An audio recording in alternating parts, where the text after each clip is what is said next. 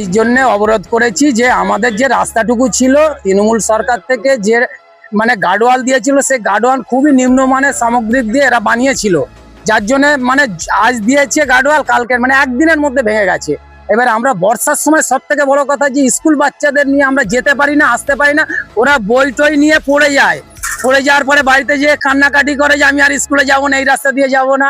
হ্যাঁ, তা যাই হোক, আমরা বলার পরে পঞ্চায়েত থেকে এটা বানিয়েছিল, বানানোর পরে সে তো দিনের দিন ভেঙে গেল। যাতে সুন্দরভাবে আমাদের এই রাস্তাটা হয়, এই নিয়ে যেন সরকার আমাদের দিকে একটু নজর রাখে, এই জন্য আমরা অবরোধ করেছি, আর অন্য কোনো কারণ নাই। আমার নাম অজিত ঘোষ, আধাটা 37, আধাটা গ্রাম। আপনার রাস্তা অবরোধ বলতে কয়েকদিন আগেই রাস্তাটা স্যাংশন হয়েছে, তো কালকে জেসিবি এসে সবে মাটি দিতে না দিতে গার্ডওয়ালটা উপরে পড়ে, তো এই জন্য গ্রামবাসী সবার অবরোধ, যাতে রাস্তাটা আবার পুনরায়ভাবে তৈরি করা হোক। যা কাটমানি করে রাস্তাটা তৈরি করেছে ওই টাকা দিয়ে আবার যাতে রাস্তাটা করা হয়।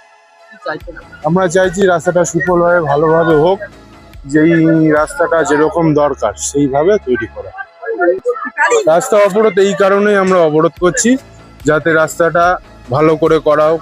নিম্নমানের সিমেন্ট বালি দিয়ে রাস্তাটা তৈরি করা হয়েছে গার্ডওয়াল, আমরা চাইছি পুরো ভালোভাবে সিমেন্ট বালি দিয়ে রাস্তাটা ভালো করে তৈরি করা।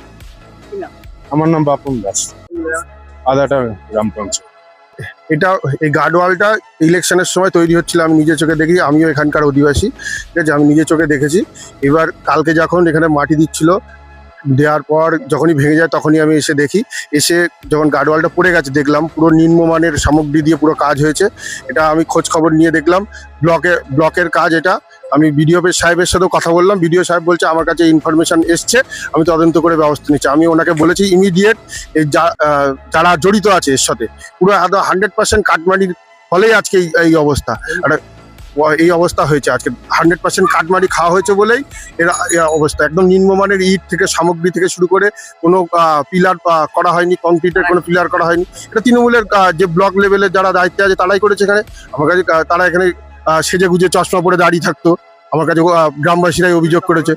এখানে এই টোটালটাই প্রায় 10 লাখ টাকার কাছে, রাস্তা সমেত গার্ডওয়াল 10 লাখ টাকার বরাদ্দ ছিল। রাস্তা করতে কত 1 থেকে 2 লাখ টাকা খরচা হয়, এখানে তো 5-6 লাখ টাকা খরচা করে ফেলেছে। 5 থেকে 6 লাখ টাকার গার্ডওয়াল 1 মাসে টিকলো না, তাহলে কিরকম সামগ্রী দিয়ে তৈরি হয়েছে? একদম 100% দুর্নীতি হয়েছে। 15 বছর ধরে যে দুর্নীতি হয়েছে তার জলজান্ত প্রমাণ। এটা একদম 1 মাসের টিকলো না, সবে শুরু হয়েছে, শুরুতে মাটি দেওয়ার সঙ্গে সঙ্গে ভেঙে পড়ে গেছে। আমি একদম ব্লক লেভেলে বিডিও সাহেবের সাথে কথা হয়েছে, বিডিও সাহেব যদি ইমিডিয়েট এর ব্যবস্থা, যারা যারা দুর্নীতিতে যুক্ত আছে তাদের বিরুদ্ধে ইমিডিয়েট অ্যাকশন নিয়ে তাদের গ্রেপ্তারের দাবি জানাচ্ছি আমি। নাহলে আমরা বৃহত্তর আন্দোলনের ব্যবস্থা করবো। আমাদের সরকার যেটা চাইছে জিরো টলারেন্স, কোনো দুর্নীতির আপোষ করবে না, আমাদের মুখ্যমন্ত্রী বলে দিয়েছে।